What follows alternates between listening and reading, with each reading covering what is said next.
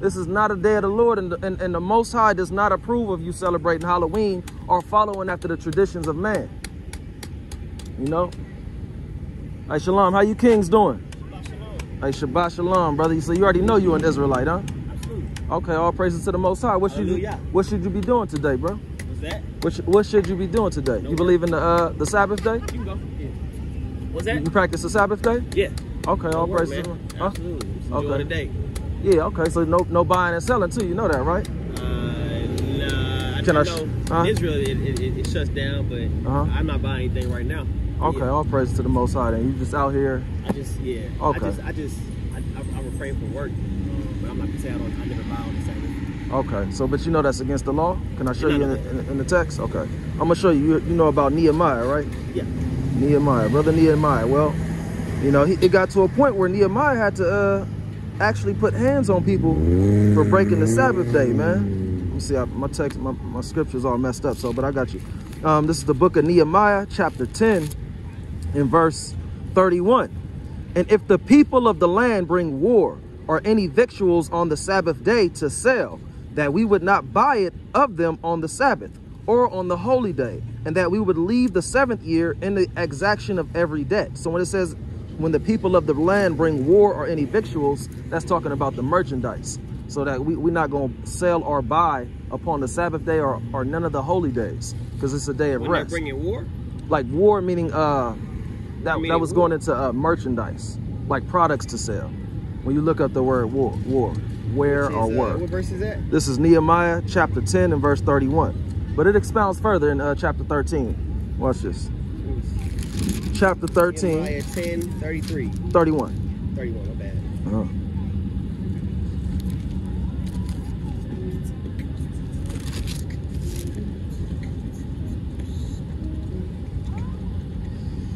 And I'm going to read this one right now. People bring wares. Wares? Where? I'm going to look that word up for you right quick. This is not wars. It's not dealing with war, actual war. It says where. Wares, okay, so, but it's talking about merchandise. Okay, yeah. I'm about to say wars. I pronounced it wrong. Wares. But, yeah. So, but check this out. This is... Habasha? Oh, say that again? Habasha? What you mean by that? Ethiopian? No. Oh, okay. I'm Ethiopian. Judite, man, from California. Judite, yeah. I think Ethiopians claim to be tribe of Dan. Okay. So I guess it's still 12. We are scattered everywhere. So, but this is Nehemiah it's chapter. Something to receive, yeah. So it's something to receive, merchandise. That's what the Hebrew's saying here. Right. Hebrew word for wear. Okay. Yeah, I'm gonna get you two more on this. This is Nehemiah 13 and 16. There dwelt men of Tyre also therein, which brought fish and all manner of ware, and sold on the Sabbath unto the children of Judah, and in Jerusalem. Then I contended with the nobles of Judah, and said unto them, what evil thing is this that ye do, and profane the Sabbath? So when you buying or selling upon the Sabbath day, that's you profaning it. You know what I'm saying? It's really supposed to be a day of rest. It's really supposed to be a day of, you know, following after what Christ and the apostles did in their time, which they went and taught on, you know, in the synagogues and on the streets every Sabbath day. You know what I'm saying? That's the only work that it is permissible. You know what I'm saying? And I'm gonna get another one in the book of Amos. Wait, you said that's the only work permissible to teach and or to, you know, you got to do some type of labor in regards for the Most High, or you could just rest on the Sabbath day. You know what I'm saying? Now, some type of labor in regards to the Most High. Break that down. Okay. For instance, like I'll get you a scripture. I'm gonna go to Acts chapter 18 right fast. Acts chapter 18, and I'm gonna get. Actually, I could do 17 and I could do 18 real fast. Let me see.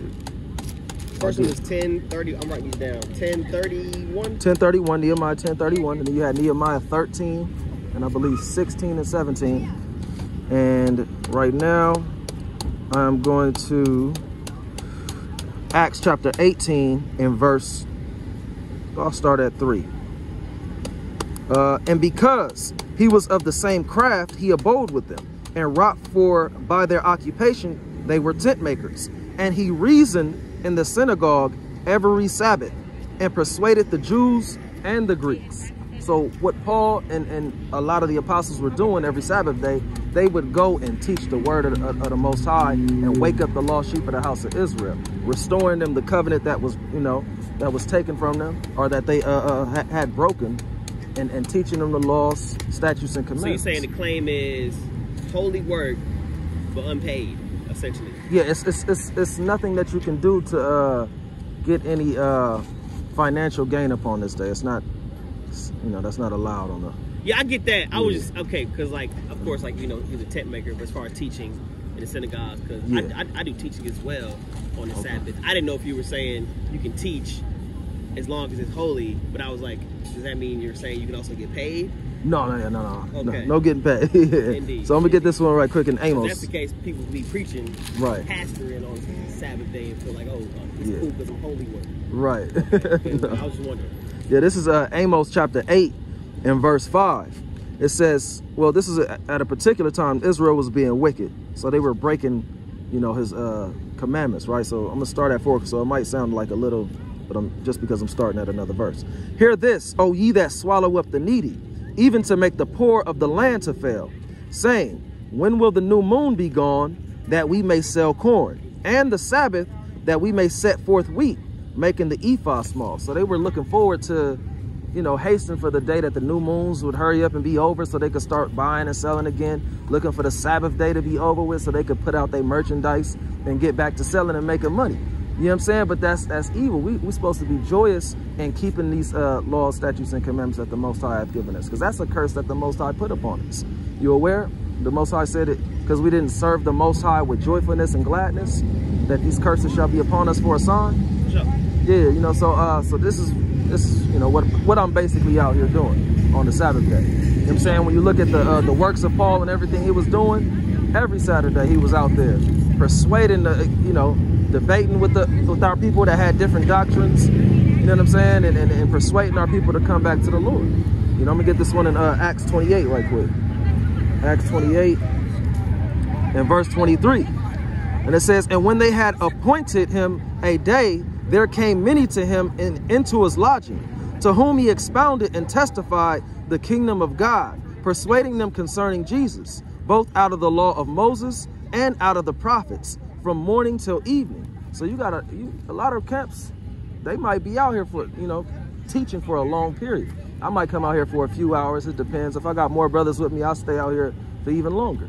You know what I'm saying? But Paul, often, morning until the evening, he was out there teaching the word. You know, so we definitely got to look towards, you know, what our forefathers and ancestors did prior to us. You know what I'm saying? And that's the position that we got to follow. So now let me ask you this. Where's your fringes at, brother? I don't have no fringes. You don't have fringes, even at you ain't got nothing that fringed up? Okay, so that's something else that you got to look to do. I'm thinking about coming up with a line, not of clothing, but something that's like attachable.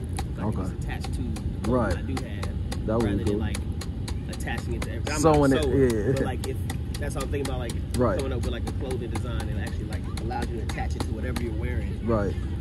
On and off. That'd be cool. If you come up with something like that. Right now. Yeah, but you even know Christ, everybody wore it, the Pharisees, you know what I'm saying? But they was doing it to be seen of men. You know what I'm saying? But nonetheless, I'm gonna get you those precepts right fast. This is they be doing to see the men? Yeah, because it talks about how they enlarge the borders of their garments. You know what I'm saying? So I'm okay. Yeah, you know, some people over the top, fringes all the way, you know. But they, you know, but Christ knew their hearts, so he was calling it out. You know, but it's still a law that we have to keep, regardless. So this is the book of Matthew, chapter 23, and verse 4.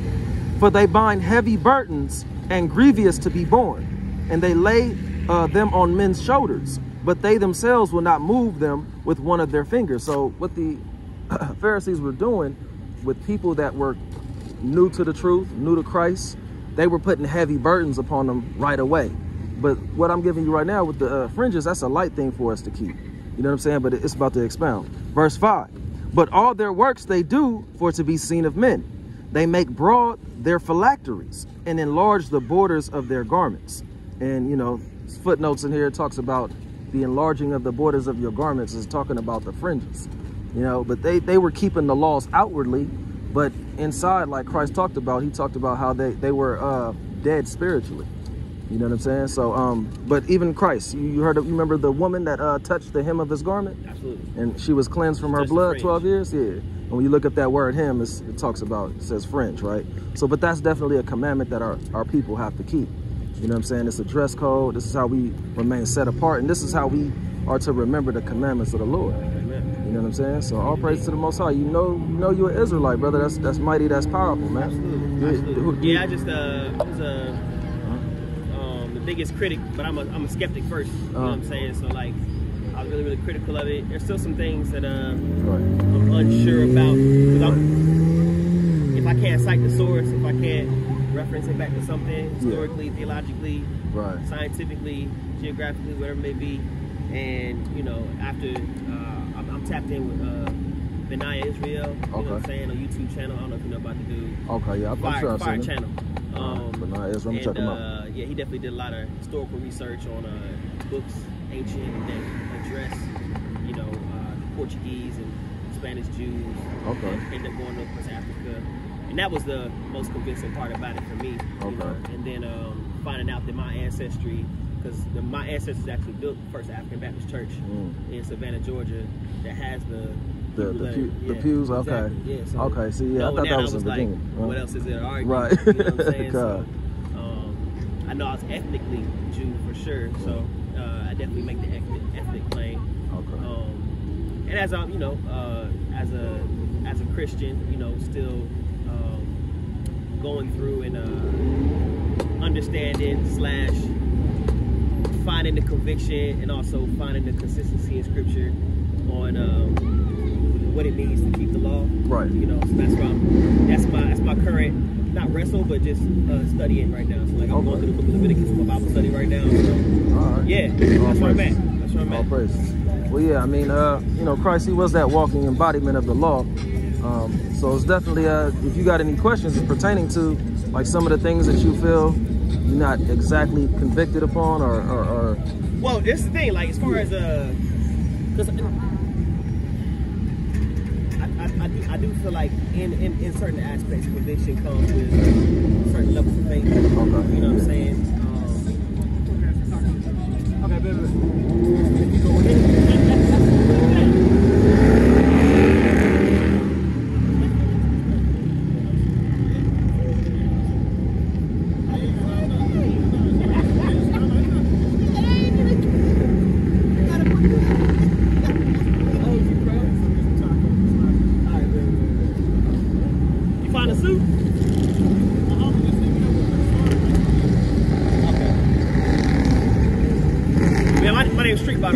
Trick? Okay. Street. Yeah. Shalama. Yeah. What you change your name? Well, I ain't literally changed it, but I got the name like You had to literally do it. Yeah, not yet, but probably like 4 years ago.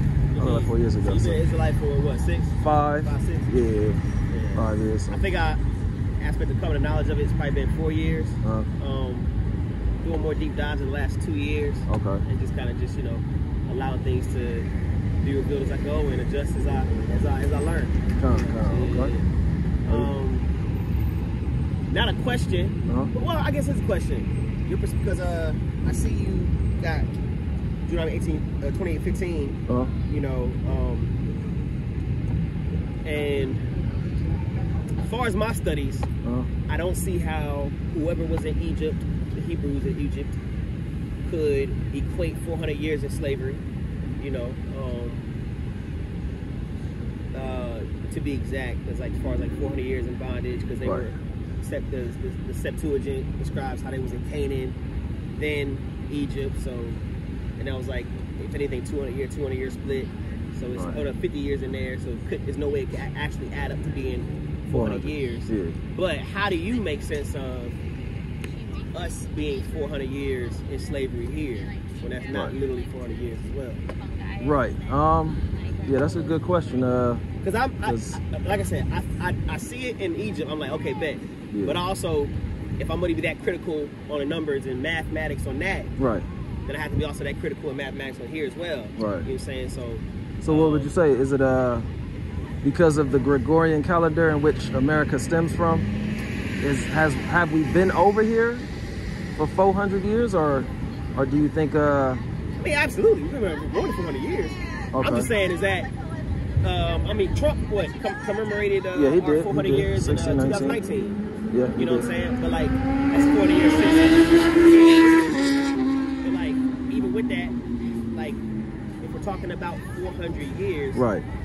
What do you consider slavery, and what do you consider liberation? You know what I'm saying? Right. And also, even if an exile begins, because you know you got the Jews in Demona, they made their own exile at a certain point in time. Yeah. But what? Yeah, I don't know. I'm saying mathematically, I'm having a struggle. No, I understand, and you know, something that I learned in dealing with that particular topic. When you look at Joseph, right? Mm-hmm. He went into Egypt, and he became what? The right-hand man of the Pharaoh. Remember that? So I can't exactly remember the time frame that Joseph was born. But we know by looking at the text, like there was a period in time which he died and the Egyptians started to oppress the children of Israel.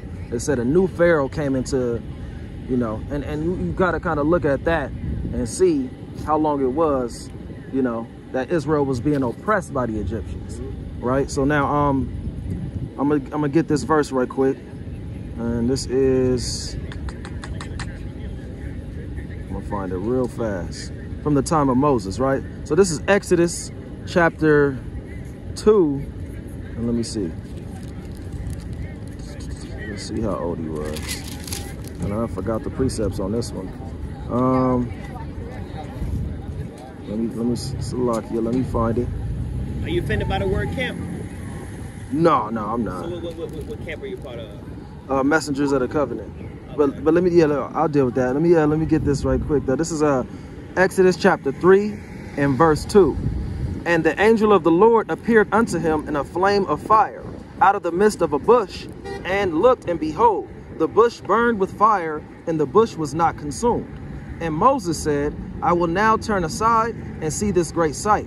Why is the bush not burnt? So, but this is going into the time where the Most High was talking to Moses, right? Through the fire and the burning bush. Now, we know that he began to, when he killed the Egyptian, he was about 40 years old at that time, right? So now he had left, he was gone for like 40 years. So I believe this time he was already 80 when the Most High, you know, talked to him through the burning bush. Then he went back to go deliver the children of Israel. And when you read the last chapter of Deuteronomy, I believe it talks about his age. He was 120 years old. So Israel was not being oppressed for a period of 400 years by the Egyptians. Absolutely. You know what I'm saying? So, but it talks about them living over there for 430, because I'm going to get that precept too. I know where that one's at. So, but this one right here, Deuteronomy chapter 34. Let me see. Let's see where it talks about his age exactly.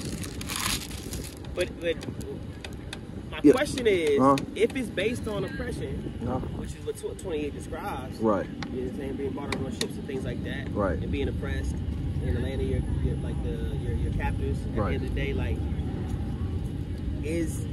what do you define as oppression? What do you define as 400 years? What do you define as slavery? And what do you define as liberation? Right. Okay. Well, look, I mean, I believe that was twofold. Here, because I could look around and logically make connections biblically or theologically. It's like, okay, bet, man, yes, we are being oppressed this way. We are in the land that's foreign to us. We have lost our identity. Yeah, well, it's more systemic over here. For sure, absolutely. But it's targeted to a certain group of people, and dynamic and culture. So I see the connections there and how it could be metaphorically applied. But I'm like, that mathematic part of 400 years. What do you do with that? Right. And that's where I'm at. I don't know. Right. So are you of the mindset that we were here prior to 1619, right? For sure. Okay. For sure. And it's probably some documents that people have that they were in somewhere in Georgia or in the 1500s. Yeah. Yeah, and then you talk about the 10 tribes, the so-called, the Northern Kingdom, so-called Hispanics, Native Americans. I'm not sure if they were here since 1492. They were oppressed by the Spaniards in 1492. So yeah, we have been over here for a longer period. But even then, Judah though. Would that be Judah? Because like you wouldn't call Hispanics Judah. No. Yeah, so like if we're talking about preaching to people that we are Judah, being oppressed for 400 years, like I said, I can make sense of, you know, what it looks like to experience and see curses going around amongst black people. I can see that and even make biblical ties. Yeah. That number, that's what gets me. Okay. And I'm not even saying you have to have a mathematical answer, you know what I'm saying? But I'm just like, that was just my, like, you know what I'm saying? Just chopping it up theologically. No, yeah. So let me get these ones right quick. So Moses, it says in Deuteronomy chapter 34 and verse 7, it says, and Moses was 120 years old when he died. His eye was not dim, nor his natural force abated. 34, my bad. Chapter 34 and verse 7. Okay. So now it says he was 120 years old. So Israel was already being oppressed at the time of his birth and throughout his, because, you know, they were trying to kill all of the newborn males. So the only thing that we would have to look at is that time period of when Joseph died and the time period in which Moses rose up. How long was that? You know what I'm saying? That time frame. But nonetheless, we definitely have Moses' age, and we know Israel's being oppressed throughout that whole time. So now one thing to look at is probably Exodus chapter 12. Exodus chapter 12. Let's see if I can get it. In verse 40. And it says, now the sojourning of the children of Israel who dwelt in Egypt was 430 years. So it didn't say that they were oppressed for 400 years. It says the sojourning, the time that they dwelt over there. And it also includes the time when they were oppressed over there, but they weren't always being oppressed in the land of Egypt. What verse is that? That was Exodus chapter 12. 41. Yeah. So and I got a note of that. It's like the time people of Israel lived in Egypt was 430 years. Right. At the end of 430 years, on that very day, all the hosts of the Lord went out to the land of Egypt. Right. And then God spoke to this effect, Acts 7 verse 6. He says, his offspring would be sojourners in the land belonging to others who would enslave them and afflict them for 400 years. That's Acts 7 verses 6. Okay, yeah. And see, so, and I believe Acts is referring to this time period, though. You think Acts is referring to that, though? Yeah, I mean, this time, like, honestly, or do you like I said earlier, I'm also not even saying there can't be a repeat prophecy. Like, right. Happen more than once. That's what I'm saying. It's twofold. I have made mention of it. It's possibly twofold as well. So, but I'm gonna read this one first in Genesis 15, dealing with Abraham. 14. Yeah. So it's Genesis 15 and verse 13, and he said unto Abram, know of a surety that thy seed shall be a stranger in a land that is not theirs, and shall serve them, and they shall afflict them 400 years. And also that nation whom they shall serve will I judge, and afterwards shall they come out with great substance. So we know Egypt was judged, and Israel did come out with great substance. It talks about how they brought of the Egyptians gold and silver and all of their good spoils, you know, and they took that with them. So now we haven't seen the destruction of America just yet. And it's coming. Yeah, it's coming. It's definitely coming. Whatever reparations looks like. Right. Yeah. So, but are we going to take anything out from America, or is America going to be completely wiped out? Because what spoils will we take from America when everything still resides in the Eastern Hemisphere for the most part, to my knowledge? I mean, with resource, I feel like, you know, the way that people buy, sell, sold, and trade back then was in certain ways. I think that might be even a financial thing. You know what I'm saying? I don't think it has to be animals and land and things like that. Although, I think the more the conversation continues, you can't ignore the fact that land has to be given back, you know what I'm saying, and finance has to be given back, and not only given back, but also put a tax on it as well. So I don't know. So you have the understanding that America won't be completely destroyed, or you think they're going to give some form of reparations to us? I think it'll be both. Yeah? My personal opinion. Okay. Yeah. Are you? I mean, I don't really make reference. I don't really see America literally being in the Bible. You know what I'm saying? But like just the aspect of being in a captive land, you know, and also as we're hearing more about the talk being, you know, brought up, and also this, you know, Generation Z, right? they're the ones who are more willing to listen and empathize more than any other culture. And these are going to be the ones that own these businesses that's owned by all these people that's going to die out sooner or later. Right. So I just think the conversation is going to be taking action sooner or later. But yeah, even so are you saying that they were oppressed for 400 years in Egypt? No, I think it can be looked at that way because we weren't in our homeland, and it wasn't. I mean, anytime you're not in a position of power, and you know, you're kind of being subjugated to another nation of people. Yeah. You know, it's still kind of it should still be considered slavery. You know what I'm saying? You said this? No, I'm saying in ancient Egypt, it should still be considered because they're still under the Pharaoh. Even though Joseph wasn't, you know, was the right-hand man and everything. But they weren't oppressed for that time. They weren't being oppressed for that period of time. That's what I'm trying to say. No, it could be a little, but when you read Acts 7, yeah, it goes in more in depth. But at the same time, that's why I do say it is twofold. And even in Ezekiel, he talks about another 400 years of oppression. And he wasn't talking about the time of Egypt. He was talking about a future one in Ezekiel chapter 4, when you read that. You know, you know? Messengers of the covenant. Yeah, messengers of the covenant. Break it down. It's being led by 3 of the elders who's been in it for like 25 plus years. Ayakar, Ra'ayashah, and Aladai. We kind of departed from another camp, and you know, brothers created their own as of the last, it's been like a year and a half, maybe 2 years now. So, you know, I wanted to continue my studies underneath these men because they taught me a lot when I came into the truth. It's not a lot of us right now. We got, you know, some brothers, some families. It's only like maybe 6 families in it. So it's only like maybe 12, 14 people, you know. And we just come and meet each other at, you know, each other's houses, like maybe 2 different houses. And, you know, we still got brothers like that's our part of Believers of the Way. We might build with them on some feast days or holy days. I don't know if you're familiar with that camp. Nah, when I think Believers of the Way, I thought you were talking about me. Okay. Okay. But we used to be a part of it. Y'all don't subscribe to the term Christian. You just say follow the way.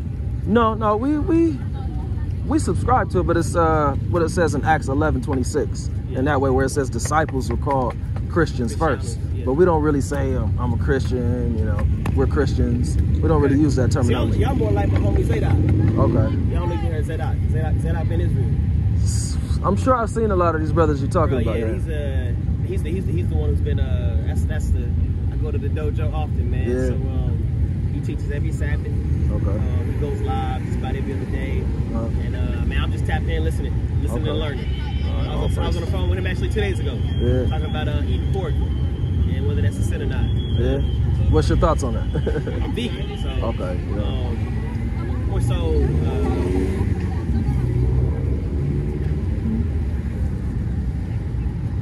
I think that in conversion, what I'm seeing is it's not strictly about conforming your culture to our culture, at least not initially.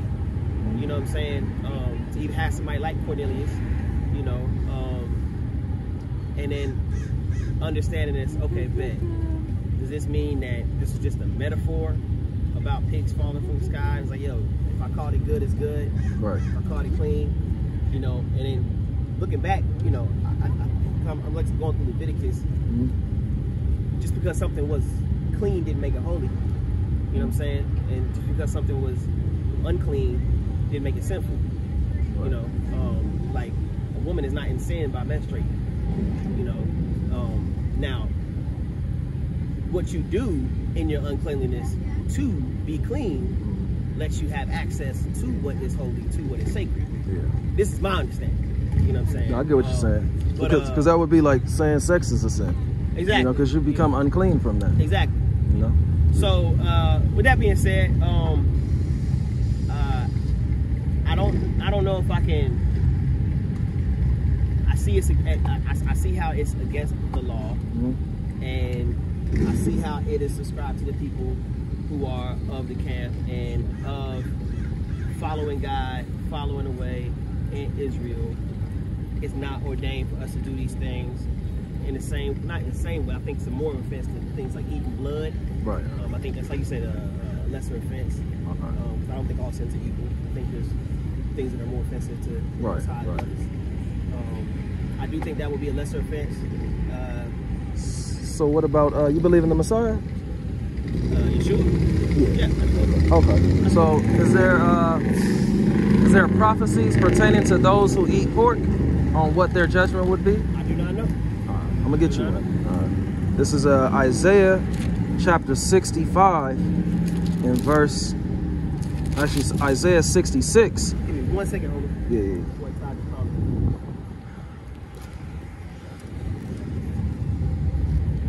You back in the car? You got your outfit?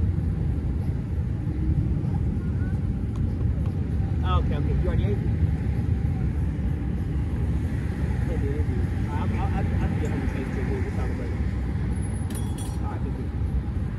All right, yeah. Go ahead, break that scripture, and then let me just link it to a Facebook, man, and then keep it tapped. We'll do that. This is Isaiah chapter 66 and verse 16. For by fire and by his sword will the Lord plead with all flesh, and the slain of the Lord shall be many. They that sanctify themselves and purify themselves in the gardens, behind one tree in the midst, eating swine's flesh, and the abomination and the mouse shall be consumed together, saith the Lord. So this is a prophecy when you read verse 16 again, or verse 15.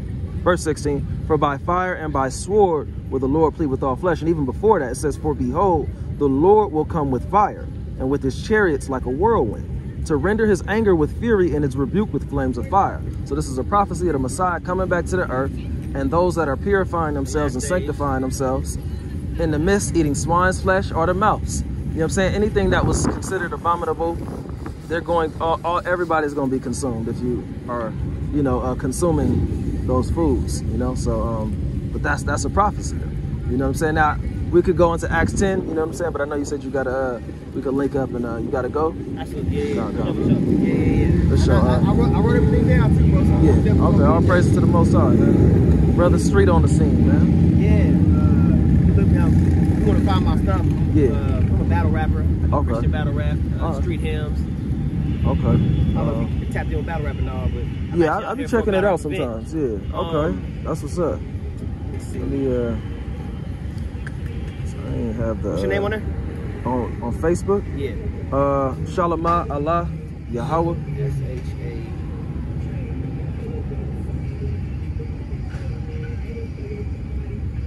Shalama Allah.